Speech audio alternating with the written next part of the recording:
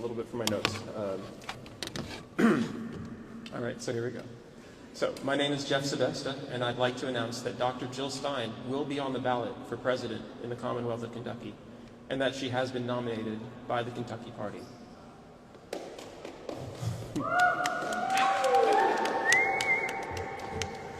Under Kentucky law, there is only one way to create a political party.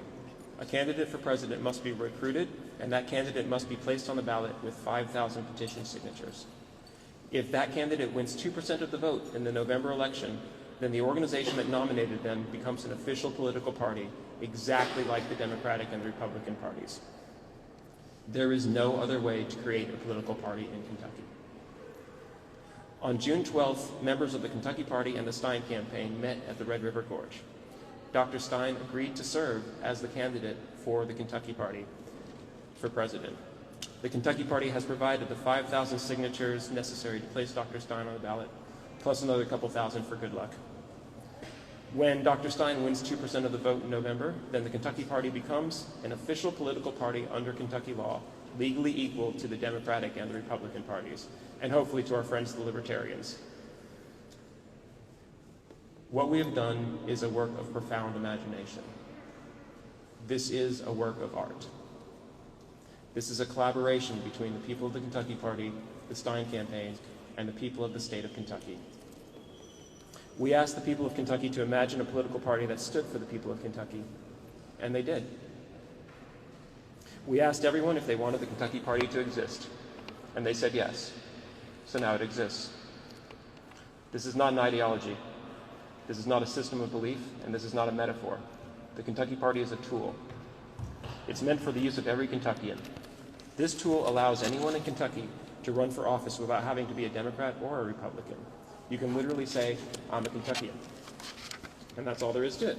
You don't need 5,000 signatures to run. You need 2. This works for presidential candidates, sure, and the law says we have to have one. We've got a good one. Dr. Stein's a great candidate.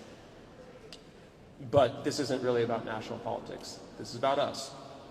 This is for us. This is for the local politician and the local candidate in the Commonwealth of Kentucky. This is for the person who cares more about their community than they care about conforming to national level gangs. This is for the person who wants to run for constable in Christian County or for state senate in Sayreville. You don't have to be a Democrat or a Republican anymore.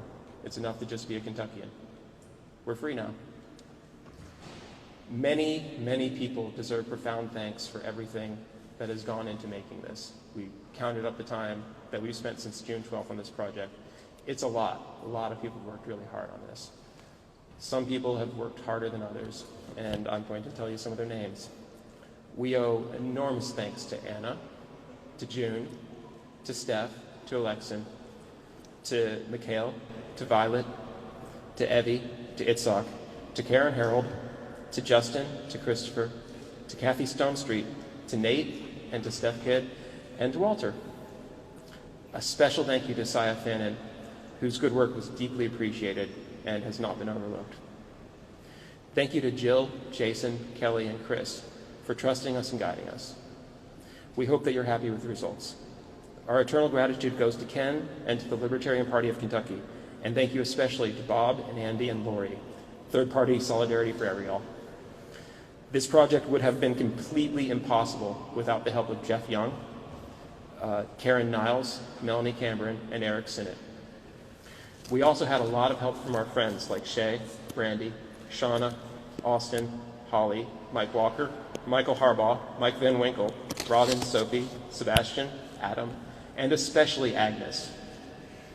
Ain't nobody in charge around here except for Agnes.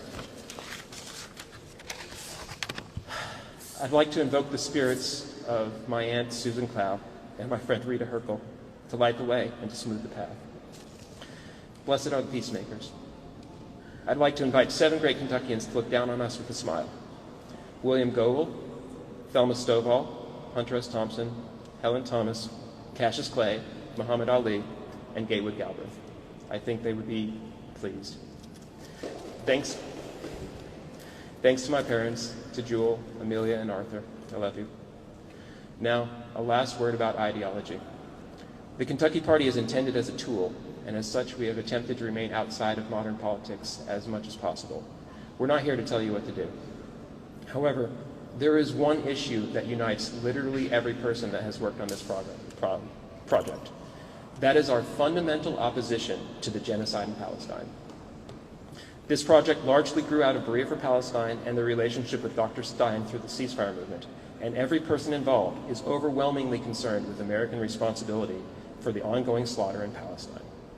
Although I hope that the Kentucky Party remains as free of ideology as it possibly can be, in my personal opinion, if you're not talking about Palestine right now, you're not really talking. There's nothing more important going on in the world. It is of critical importance that we solve this conflict and heal America's relationship with the world. And if Kentucky's place is at the vanguard of the movement for peace, so be it. We must have peace. We must cease to inflict our military upon the world, and our military must cease to use Kentucky's youth as weapons. The slaughter in Palestine is not the only thing wrong in the world, but it has come to symbolize everything that we can no longer abide. Change must come, and it must come now. Palestine only made it impossible to ignore. So we are not freeing Palestine.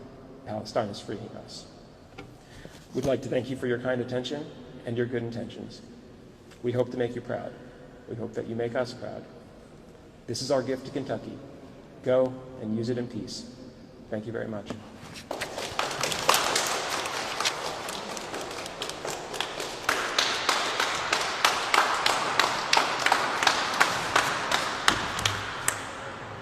Hey, y'all.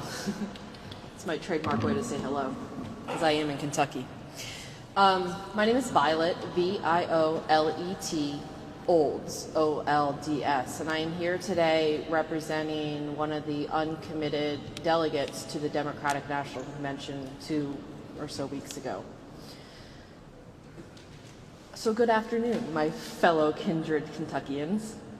I come before you today not as a voice of the status quo, but as a voice of the people of this great state, a voice that cries out from the hollers of Appalachian mountains to the bustling streets of Louisville, from the fertile fields of our farmlands, and from the hearts of every Kentuckian who knows the struggle of daily life.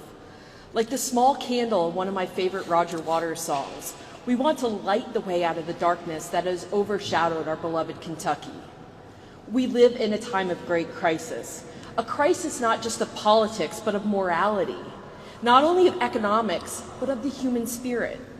For too long, two major political parties in our state, the Democrats and the Republicans, have waged war not against each other, but against the people they claim to represent.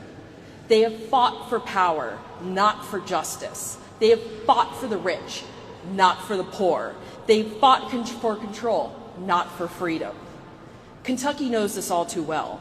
We are a state rich in history and heritage, but we are also a state that has been ignored and exploited by the political powers that be. From the coal miners in Harlan to the factory workers in Georgetown, from the farmers in the bluegrass to the service workers in Lexington, we have seen the promises of politicians come and go like the wind, leaving us to bear the burdens of regional poverty, unemployment systems that leave Kentuckians without income for months on end, and lack of health care for those with special needs as they linger on waiver lists for years on end. The opioid crisis has ravaged our communities. Our schools are underfunded, and too many of our young people leave Kentucky in search of opportunities that they just can't find here at home. But just as a single candle can light up a dark room, each of us has the power to light up the darkness that surrounds us. Let us not forget the power of a small candle. A single flame, when nurtured, can ignite others and spread its light far and wide. We are those small candles, burning bright in the face of adversity. We are the light that refuses to be extinguished, the hope that refuses to be silenced. Both parties have, in their own ways, robbed and ruined people of Kentucky. They made promises of change, but delivered only more of the same. They spoke of the language of democracy, but practiced the politics of oligarchy. They maintained a system that favored the few at the expense of the many, that enriches the wealthy while impoverishing the poor, that feeds the powerful while starving the silence. It is time for a revolution of values. It is time for a new way, a path that leads to not more of the same, but to a new dawn of justice and equality. We need a new party that represents Kentucky. We need a party that is rooted in principles. We need a movement that is grounded in a belief that accessible health care is not a human right, but a privilege. It is a human right, not a privilege. Sorry, I put that not in the wrong place. That quality and comprehensive education should be available to all abilities, not to just those who can afford it. That workers deserve a living wage, not starvation wages and bogus contracts. That our environment must be protected and not sacrificed for the profits of the few. This is the promise of a Kentucky that works for everyone, not just the wealthy and well-connected. In the words of Jesus, "The Spirit of the Lord is upon me, and because he has anointed me to proclaim good news to the poor. He has sent me to proclaim freedom for the prisoners and a recovery for the sight of the blind, to set the oppressed free." This is the gospel of liberation, the gospel of justice, the gospel of love. It is a gospel that calls us to stand with the poor, to fight for the oppressed, and to free the captive, to heal the hurt. Our candles must burn for the sake of those who have been kept in the shadows and for those left behind. We must remember the words of the prophet Amos, who cried out, "Let justice roll on a river, righteousness like the never-failing stream." This is the cry of liberation, the cry of people yearning for freedom, the cry of a commonwealth yearning for justice. We must be that river of justice, that stream of righteousness, that force of liberation that sweeps away the structures of oppression and brings forth a new day of freedom and equality. Each of our small candles, each of our voices can join together to become that mighty river. The Quran also teaches us, "And what will explain to thee the path that is steep?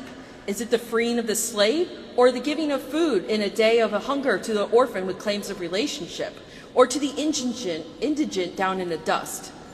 This is the path that we must take, the path of compassion, solidarity, and justice. We must free the slaves of our time, those enslaved by poverty, by racism, by inequality. We must feed the hungry, care for the orphan, lift up the downtrodden. Our small candles must light the path towards justice, shining light where there is darkness and showing compassion where there is suffering. Our struggle is not just a political struggle. It is a spiritual struggle. It is our struggle for the soul of our state. It is a struggle for the heart of Kentucky. We must be guided by the principles of love and justice, by the teaching to call for a society where all people are free, where all people are equal, and where all people are valued. We are the small candles that light the way. We are the voices of the voiceless, the defenders of the defenseless, the liberators of the oppressed. We are the prophets of a new day, the harbingers of a new dawn, the builders of a new Kentucky. Let us rise up and let us stand together. Let us fight for a party that represents Kentucky. Let us build a society where justice rolls down like waters and righteousness like a mighty stream. Let us be the small candles that light up the darkness, that bring hope to the hopeless, that create a new day of freedom, equality, and justice for all in the Bluegrass State. Thank you, and may the spirit of justice and liberation be with us all, from the hood to the holler, from the river to the sea. Thank you.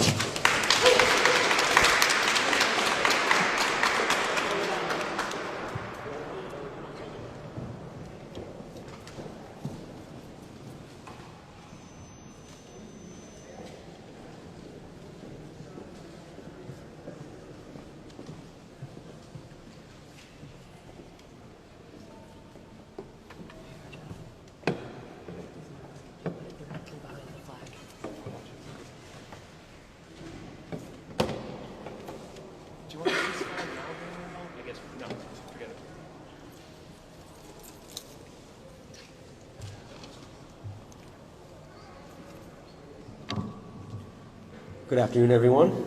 My name is Muhammad Ahmad. Spelling is M-O-H-A, 2 M's, M-M-A-D. Last name Ahmad, A-H-M-A-D. Appreciate you all being here. I'm the founder of the Ceasefire Now Covington Coalition, which is up in northern Kentucky for those who don't know. And I'm a proud first-generation Palestinian-American Muslim. I'm the son of 2 proud Palestinian immigrants, born and raised just down the road here in Lexington, or at Lexington. And I visited and lived in different parts of this beautiful state, including Bowling Green for a brief time where I served as a sportscaster when I was a sports journalist. I mean it when I say I truly love Kentucky. I love everything about her people, her culture, her heritage, her values, and her welcoming spirit that makes the Commonwealth my old Kentucky home. And I'm very grateful that I spent most of my 26 years on this earth in this beautiful state. However, I'm very ashamed of how our lawmakers at local, state, and federal levels within both the Democratic and Republican parties have behaved, enacted, and perceived this brutal and violent genocide in Gaza that has been live streamed in front of us on our phones and devices for almost 11 months and counting. Locally, I witnessed how our mostly Democratic-led city commission in Covington treated constituents like me demanding a humanitarian ceasefire resolution for weeks at the onset of this genocide, and how we were just demonized. And then here in Frankfurt, in this capital, our state legislature has an entire caucus dedicated to relations with an apartheid state like Israel. And for those who don't know, it's the Kentucky Israel Caucus. And this same caucus has shown little to no concern for the Palestinian people being slaughtered right now. And I can't help but understand why or how this makes the lives of Kentuckians better, focusing on an apartheid state committing countless and senseless war crimes as we've seen. I don't see how it benefits anybody on either side of the spectrum in Kentucky who's struggling just to make ends meet. And that goes without saying. You have federal legislators like Senator Minority Leader Mitch McConnell and Congressman Andy Barr who have unapologetically stood in sidestep with Israel, again, with no impact or regard whatsoever for the people in Gaza being wiped off the face of the earth. Because even as Israel has committed war crime after war crime, atrocity after atrocity, all with full, clear genocidal intent, that most of Israel's politicians, generals, and its leaders, including Prime Minister Netanyahu, have been clear about since October 7th. And both, again, the Democratic and Republican parties and most of their respective members have aided and abetted this slaughter. There is blood on their hands, whether they like it or not, because prior to October 7th, when this did not start, Israel was already engaging in its illegal and violent occupation of both Gaza and the West Bank, which only solidified its status as an apartheid regime, as we've seen the ICJ recently declare. I know this for myself because my mom grew up in the West Bank when it was occupied and still is occupied, and she witnessed violence from the IDF even as a young child. As a matter of fact, I still have relatives right now as we speak living in the West Bank who are living under this violent occupation, which has seen its genocide expand into the West Bank, as we've seen within the last week. Last summer in July, again, before October 7th, my cousin Bilal was gunned down by settlers under protection from the IDF, who held on to his body for 2 months as a very cruel and frankly draconian form of collective punishment when he was just driving home from work. He left behind his wife, class, and gender. Because regardless of any differences we may have on these issues, which we will as humans, of course, we at least agree that Kentucky's worth fighting for. This state is worth fighting for. And that echoes why I said earlier, I love this state. And I want to see Kentucky thrive, because Kentucky is worth fighting for. But fighting for Kentucky also means fighting the status quo on many fronts, including the genocide in Gaza, because Palestine isn't just some single vote issue, right? That's it. Being pro-Palestine is being on the side of the truth. It's intertwined in many ways, as you've heard before, and it's freeing all of us from this terrifying hyper-individualism and selfishness that is consuming our society. But it's also showing us how to truly be free, even here in the Commonwealth, because I think this is what the Kentucky Party represents for Palestinians like me, who have a place instead of the Democratic Party, which has continued to fund this genocide over and over. Stop the genocide, end the occupation, ceasefire now, and free Palestine. Thank you.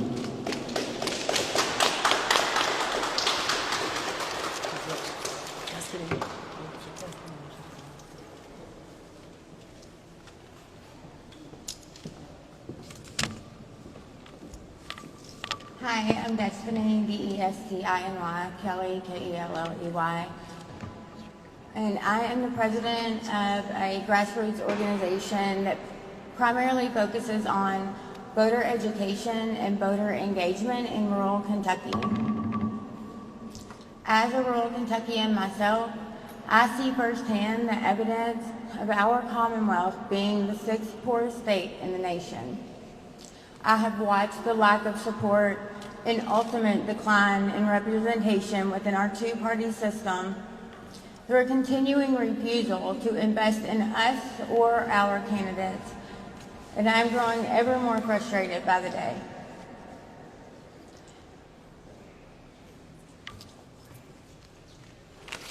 This is nothing more than a voucher, a script. This same system once used to oppress Apple.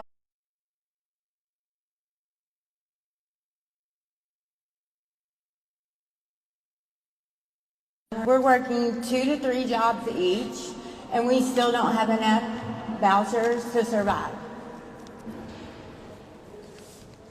But today I want to talk about ballot access, specifically down ballot, and the hurdles we face in gaining the power to demand better representation. Down ballot, independent and third-party in-state candidates must file a petition of at least 5,000 verifiable signatures before they're ever even granted ballot access.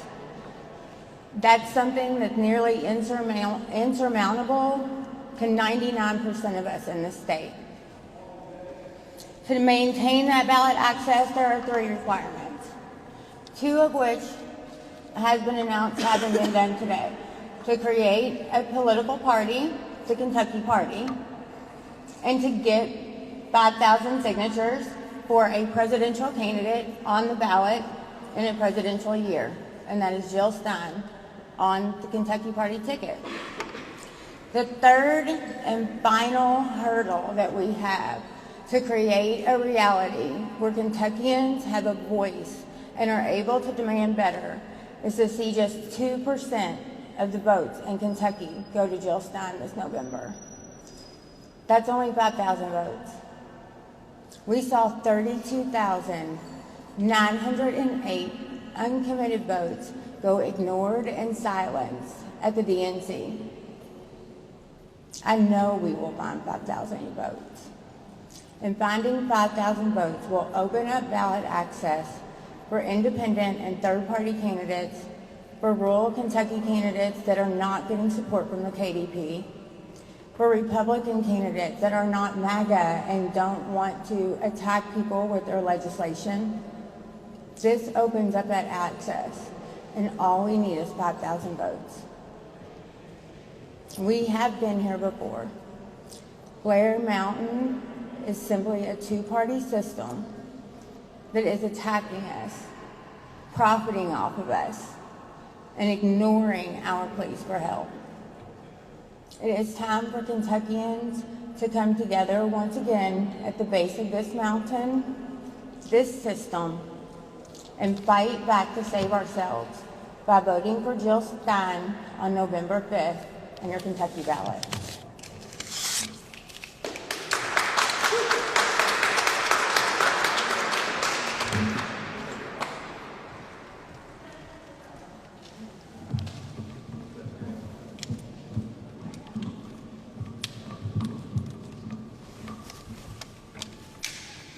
Welcome to everyone.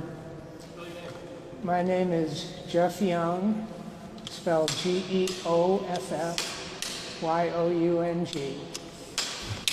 And I've been anti-war and pro-peace since I was a teenager, many years ago in Massachusetts.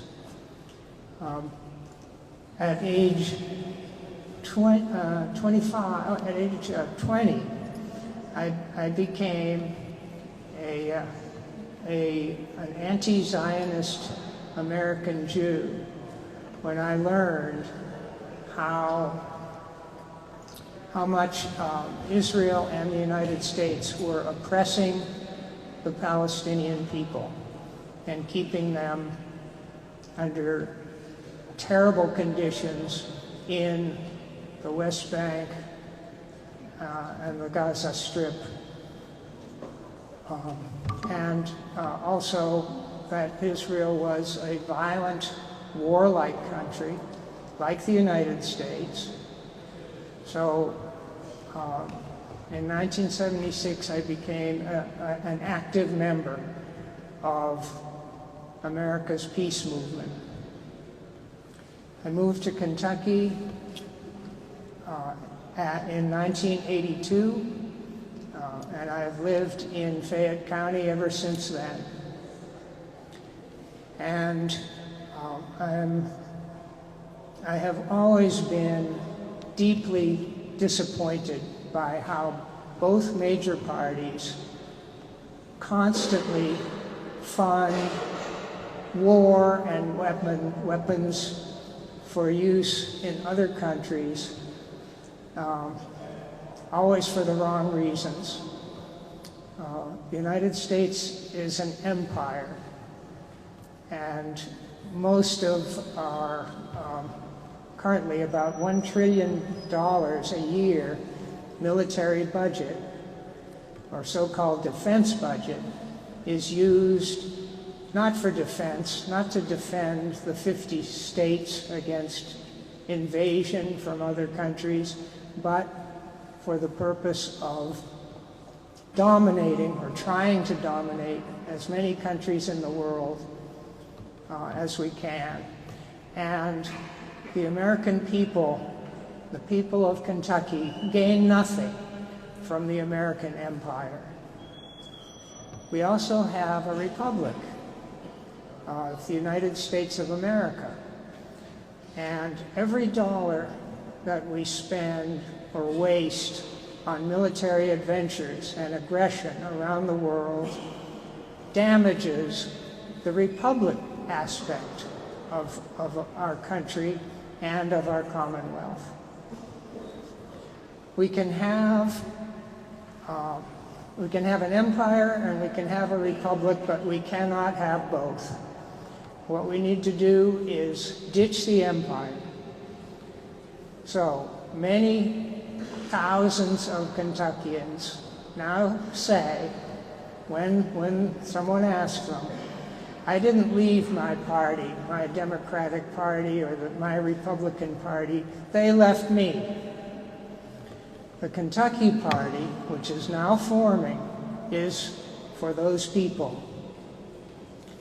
The Kentucky Party is going to launch a membership drive, and all you have to do to become a member of the Kentucky Party is change your voter registration at the county clerk's office before the end of this year, and you will be a full member of the Kentucky Party. And I'm urging everybody, regardless of what party you are now, or if you're not even registered to vote, to register as under the Kentucky Party. Put that in the blank on the form, and I predict that the Kentucky Party is going to take off in this Commonwealth.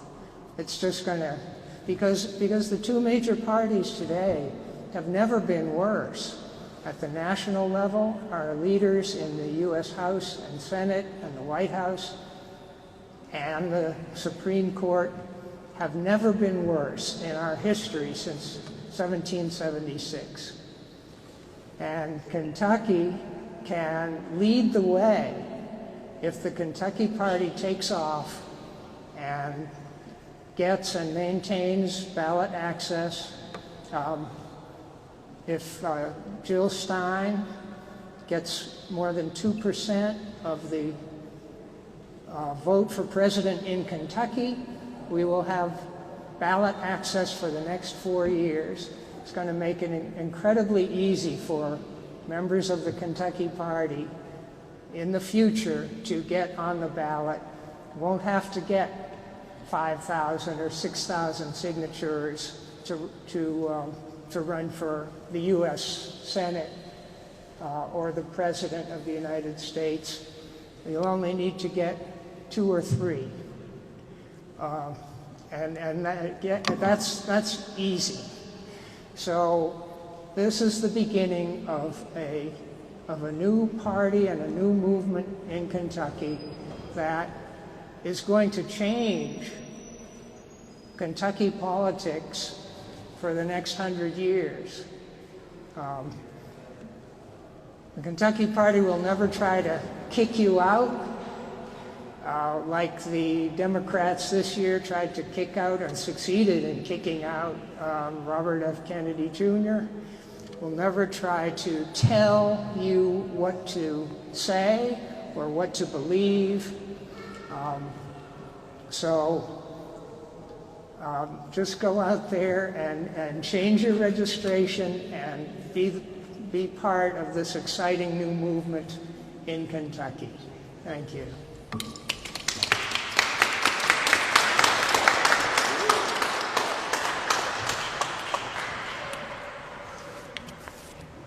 Boy, what an act to follow.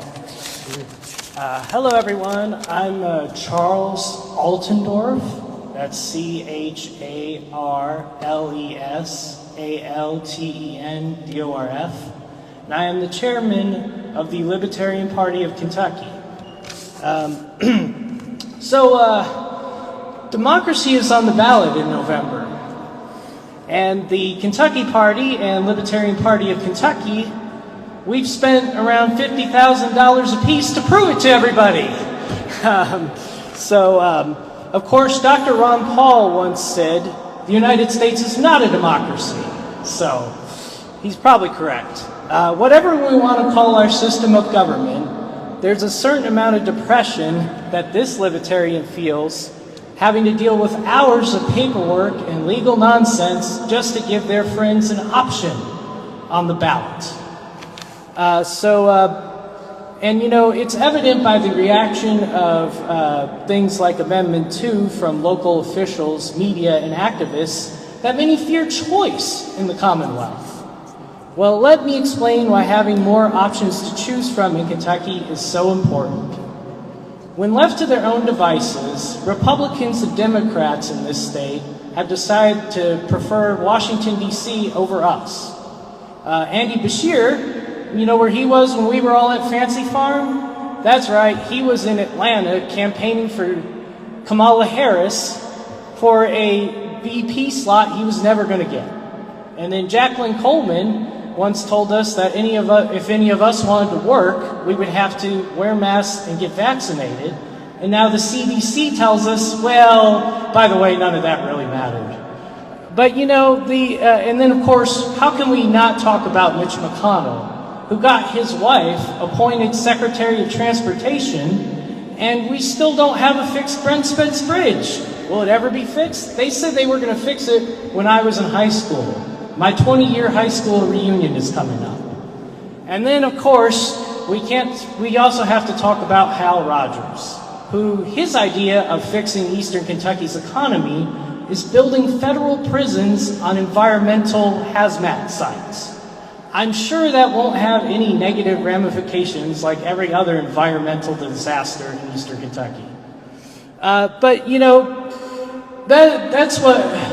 sure some people who defend these people will tell us, oh yes, well, they need that national influence, and sometimes they just don't care because we're such a small state.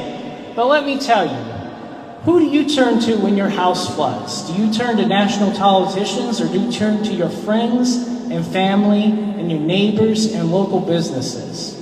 That's why we need representation of us, of the real Kentuckians. And I'm going to be charitable now and say that at least some people here are interested in helping our cause. Well, that's the easiest part. This year, we all know how the presidential election in this state's going to go. Your vote for the two parties literally doesn't matter. So come on in and vote for us. And if you do that, you can imagine a Kentucky where every election sparks fresh ideas, where your vote doesn't just count, it shapes the very future of our republic. And so, if you give Chase Oliver or Jill Stein 2% in Kentucky in this November, you're creating that Kentucky. Thank you all very much.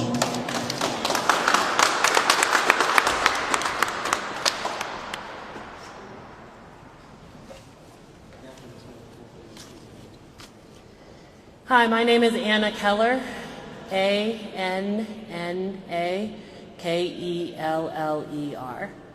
And before I say anything else, I just want to say that what's fresh and refreshing about this party is reflected in what you've heard today.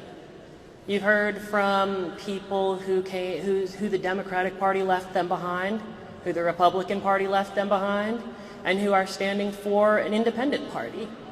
There is a great ferment at the heart of the Kentucky Party about what we will be, and it starts with listening. I'm a nurse, a mother, and a wife, and I'm a registered Republican. Now, as soon as I can, I'm going to go change my party to the Kentucky Party. I'm proud of the work it took to get here. I'm proud of the grit, determination, and hundreds of hours of work that we put in, crossing this state from London to Covington and Ashland to Fancy Farm to get Jill Stein on the ballot and establish a vehicle for the people's will that has a chance to stay responsive to the people's will and not be captured by special interests. The Kentucky Party, y'all. I'm humbled to be speaking here in the Kentucky State Capitol Rotunda. I told my 3-year-old daughter today that this is where her government has its meetings. All over this Commonwealth, we together pick who will come here and meet throughout the legislative session to make decisions for us. If we don't like those decisions, or we want to remind them of what we want, I told her, we call them or visit them. Lots and lots of us have asked them to stop arming Israel, stop arming Ukraine, practice good faith diplomacy, and reinvest in our communities. If they won't listen, we pick someone to replace them. Shauna Rudd, in my House district, the 6th, ran on our platform as a Democrat and was 700 votes shy of winning this year's primary. Over 33,000 Democrats voted uncommitted for president this year in Kentucky, which means stop arming Israel.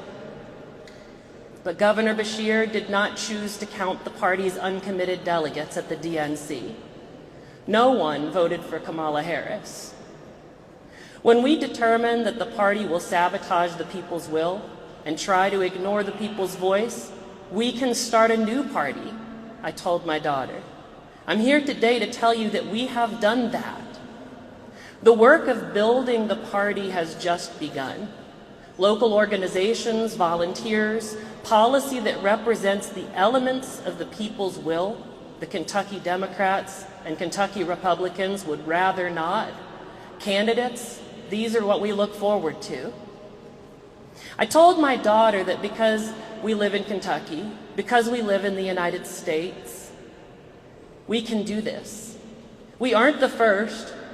Dramatically, the Farmers Alliance and Knights of Labor stood up to the abuses and corrupting influence of the L&N Railroad in the same way 130 years ago and seated representatives, senators, and a governor who minded the people's will. We won't be the last. The promise of this country and this Commonwealth is popular government, and it tends to break out at moments like this when the government is unpopular. We started the Kentucky Party by listening. Kentucky teachers told us, stop arming Israel and protect our pensions. Foster kids who wait 6 months in hospitals and on cots in their caseworkers' offices asked us why the system is so broken. Veterans and military families told us, stop arming Ukraine. Stop throwing money and weapons to corrupt politicians and a military that decorates itself with Nazi imagery. They said, stop funding Hunter Biden.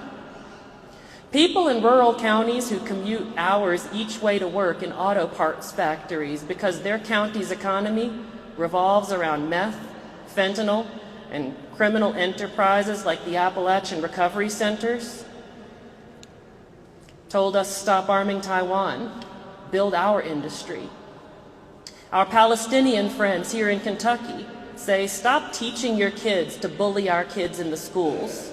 Stop killing our entire families. Our Jewish friends tell us stop twisting anti-Semitism to mean criticism of Israel. That does not make us safe. Joe Biden and Kamala Harris, Mitch McConnell and Andy Barr take the kickbacks and turn our treasure into bombs that don't make us safer, freer, or even proud. I stand here before you today as a proud Kentuckian, and I stand in front of my daughter as a proud mother. When I asked her what kids need, she said clean water. She said food when they're hungry. Kamala Harris, Mitch McConnell, Andy Barr, Donald Trump, what do you have to say to her? People of Kentucky, you have a choice today. You can vote for Ukraine and Israel, or you can vote for Kentucky. Thank you.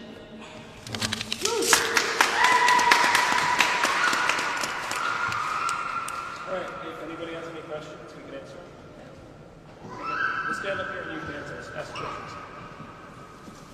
Got a question. Go Come for on, it. Agnes. She can come up here. Yeah, Agnes, come on. You want to speak in the microphone?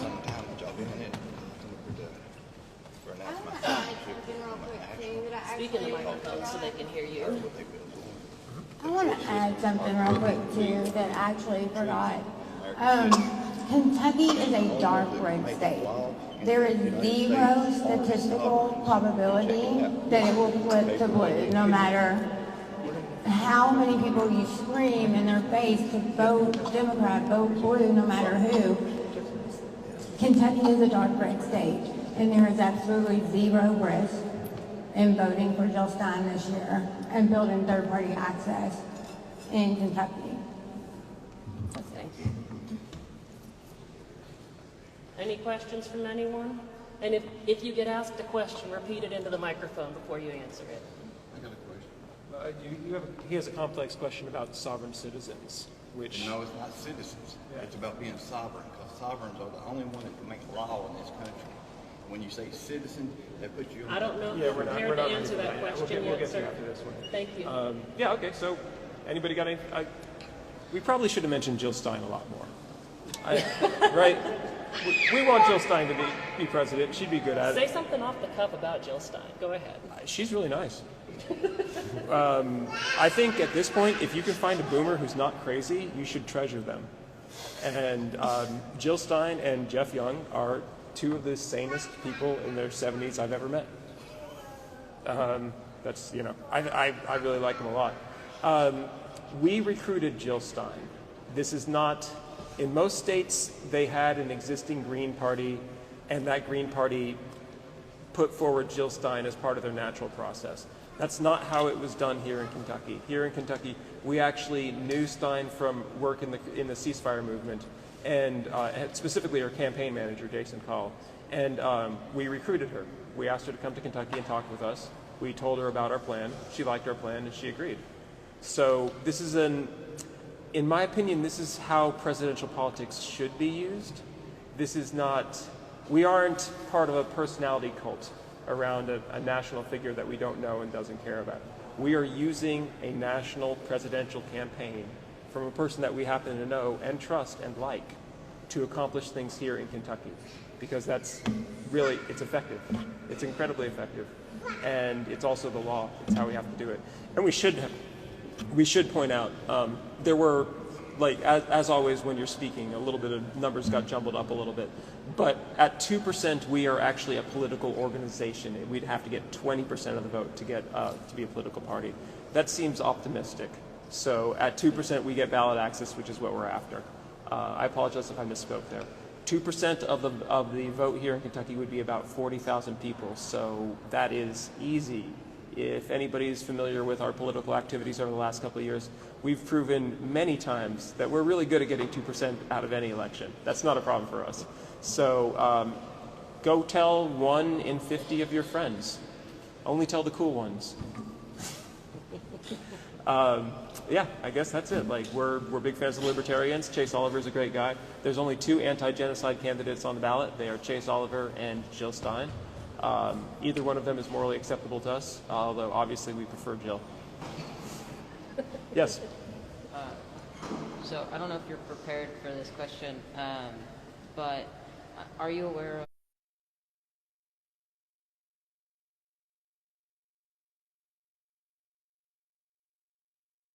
For a lady who ran on the Green New Deal, she sure forgot where she came from real fast, didn't she? Do you remember in 2018 her whole thing was the Green New Deal, which was literally cut and pasted from the Green Party's platform? It's funny because, in my opinion, AOC actually agrees with Jill Stein and the Greens more than I do. But she's out there carrying the hatchet because that's what she gets paid to do. You know, don't hate the player, hate the game. Anything else? Well, thanks to everybody for showing up. I'll say one thing also about that. The question was about a recent Instagram post from AOC. And in the Instagram post, she said that Jill Stein was not serious, and there was some other allegation she made along with that. In politics, people's judgment is clouded by their own ambition. One of the big challenges we face in starting a political party, instead of just agitating around the edges of other ones, is our own ambition. Now, I think that we've gathered together a group to start this party who is very, very much centered on others and not on ourselves. And I only pray that we can keep it that way. We have a lot of work to do to stay honest, but we owe it to Kentucky. Yeah. Vote Kentucky. And go to Dinosaur World. Yeah. Oh yeah, Adam has a couple words that he'd like to say. Dinosaur World is really cool. You should go. It's in Cave City. I also like trains. Oh, it's not the illegal dumping in brooks. That's where we live. Yes. What is the coolest kind of dinosaur? Velociraptor. Is that a movie velociraptor or a real velociraptor? Movie. All right. I don't. What is your opinion? What is your position on the Brontosaurus? Is it the one with the really tall neck? I like them. Me too. They're vegans. Yeah. They're good.